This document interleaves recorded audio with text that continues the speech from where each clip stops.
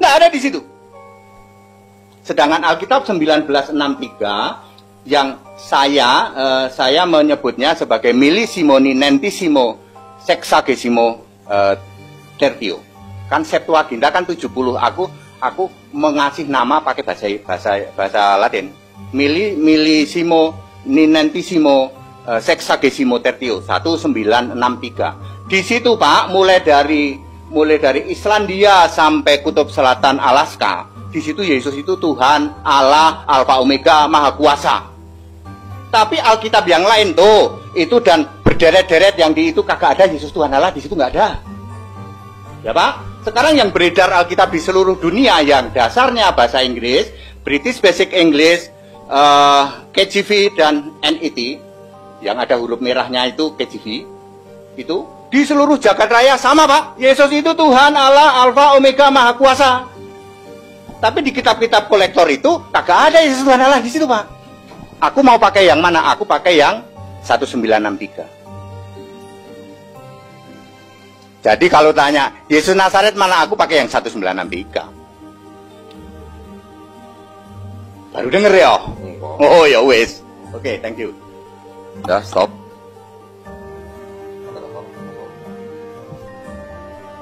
Ya. Tim samping. Pindah segini kan? Iya, silakan. Saya nunggu moderator. Baik, terima kasih. Cukup panjang tadi narasi dari Pak Hendry Tan, tapi sepertinya banyak yang keliru Pak itu Pak. Jadi kalau Pak Hendry Tan memahami Septuaginta itu artinya ditulis di tahun 70 Masehi, itu tidak benar Pak. Septuaginta yang benar itu ditulis pertama kali atau diterjemahkan di kasus apa Pak? Sebelum Masehi apa sesudah Masehi? Salah Pak, justru sebelum Masehi. Jadi yang pertama kali Septuaginta itu diterjemahkan oleh 72 rabi-rabi. Sebenarnya Septuaginta itu kan karena angka 70, maka disingkat menjadi LXX. LXX ini maksudnya 70 rabi. Sebenarnya bukan 70 rabi, tapi 72 rabi. 72 rabi ini yang diperintahkan untuk menerjemahkan Septuaginta bukan tahun 70 Masehi, tapi tahun kira-kira 270 sebelum Masehi Pak. Ya, sebelum Masehi. Yang memerintahkan siapa? Raja Ptolemy II di Mesir, di Alexandria. Dan yang diterjemahkan apa? Baru Torah, baru Pentateuchnya aja. Setelah selesai baru diteruskan yang Nevi'im dan Ketuvim. Oleh siapa? Oleh Yahudi-Yahudi juga yang sudah terpapar Helenisme di Alexandria Mesir. Jadilah ini. Tetapi apakah begitu diterjemahkan selesai apakah langsung jadi begini? Tidak.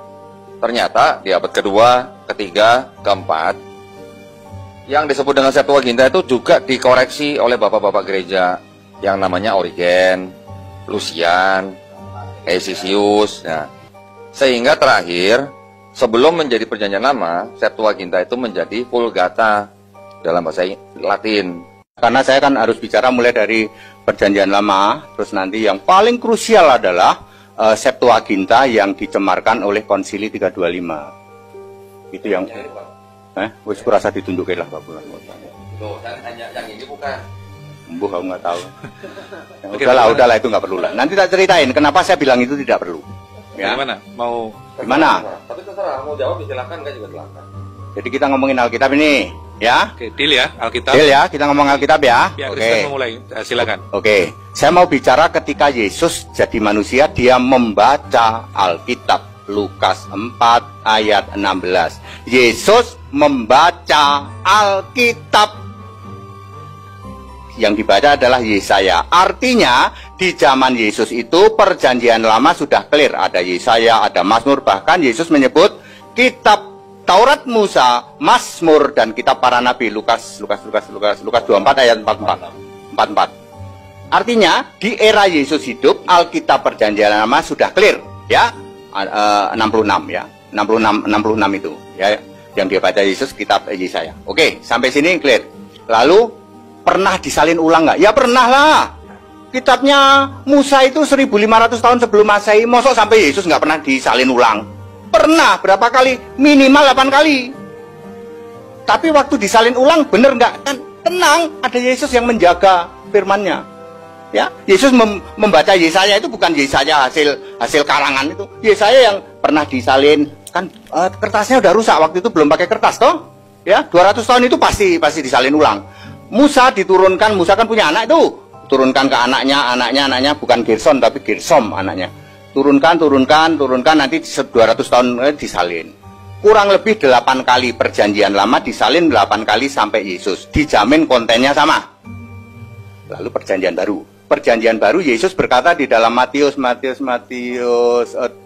ayat 9. Yesus berkata, jangan kamu tulis sebelum anak manusia dibangkitkan. Artinya mulai penulisan Alkitab perjanjian baru setelah 33 Masehi. Barulah itu ditulis, ya toh? Barulah itu ditulis kurang lebih cluenya adalah Wahyu 11 ayat 1 dan 2. Yohanes ukur tuh bait Allah dan bangun bait Allah. Diukur bait Allahnya, tentu bait Allah belum runtuh. 70 Masehi semua tahu bait Allah kedua runtuh. Maka dipastikan kitab perjanjian baru selesai ditulis ya tahun-tahun segitu, mungkin 70, oke lah ya. Gitu. Lalu tahun 70 itu terjadi yang namanya bahasa internasionalnya adalah Yunani. Padahal Yesus berfirman, berkata-kata pakai bahasa Aramaik. Ya, lalu Septuaginta. Septuaginta itu artinya 70. Disalin oleh siapa? Oleh rasul yang sama yang masih pada hidup. Masih pada hidup menjadi bahasa Yunani. Tadinya perjanjian lama pun ada yang Yunani, tapi ini tidak disenangi lah begitu. Jadi biarin perjanjian lama tetap Ibrani, perjanjian baru Yunani.